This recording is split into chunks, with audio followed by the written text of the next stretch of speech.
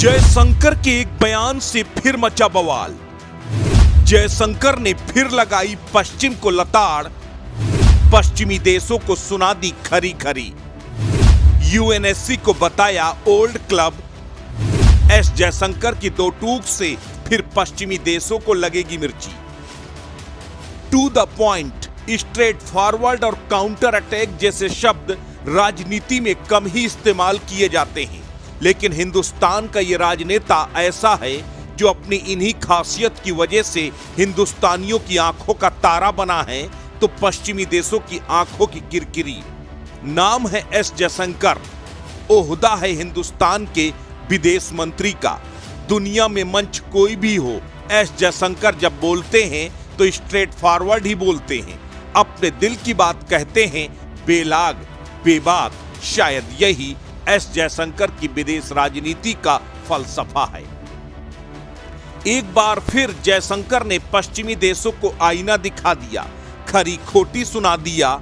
UNSC को लेकर S Jaishankar ने ऐसा बयान दिया कि पश्चिमी देशों की त्योरियां चढ़ना लाजमी है, लेकिन उन्हें कहां इसकी परवाह है। पहले आपको बताते हैं कि आखिर विदेश मंत्री एस जयशंकर ने यूएनएससी को लेकर क्या कुछ कहा। यूएनएससी ओल्ड क्लब के जैसा है। यूएनएससी में शामिल कुछ सदस्य अपनी पकड़ कमजोर नहीं होने देना चाहते।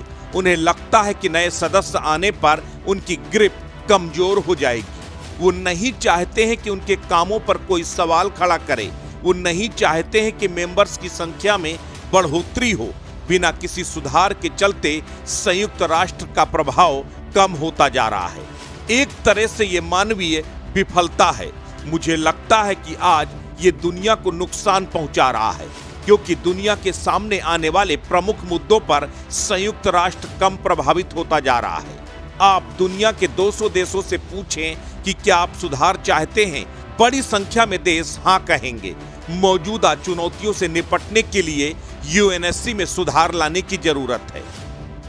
ये कोई पहला मौका नहीं है जब एस जयशंकर ने यूएनएससी की व्यवस्था में बदलाव का मुद्दा उठाया है।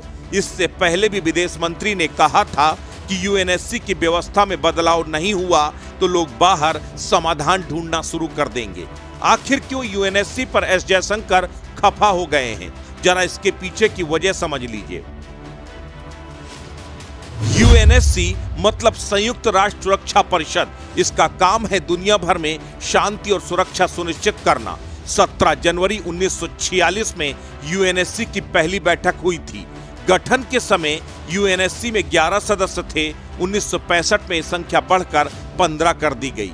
सुरक्षा परिषद में कुल 15 देश हैं, जिसमें 5 स्थायी और 10 अस्थायी। स्थायी सदस्यों में अमेरिका, ब्रिटेन, फ्रांस, रूस और चीन है।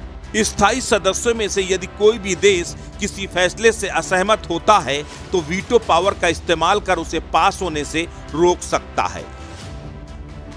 हिंदुस्तान लंबे समय से यूएनएससी की स्थायी सदस्यता की मांग करता रहा है, लेकिन पश्चिमी देशों की हठधर्मिता की वजह से भारत को यूएनएससी में स्थायी सदस्यता नहीं मिली। यही वजह है कि एस जयशंकर लगातार पश्चिमी देशों की दादागिरी को चुनौती देते रहे हैं। एस जयशंकर ने अमेरिका में जाकर अमेरिका को आईना दिखाया।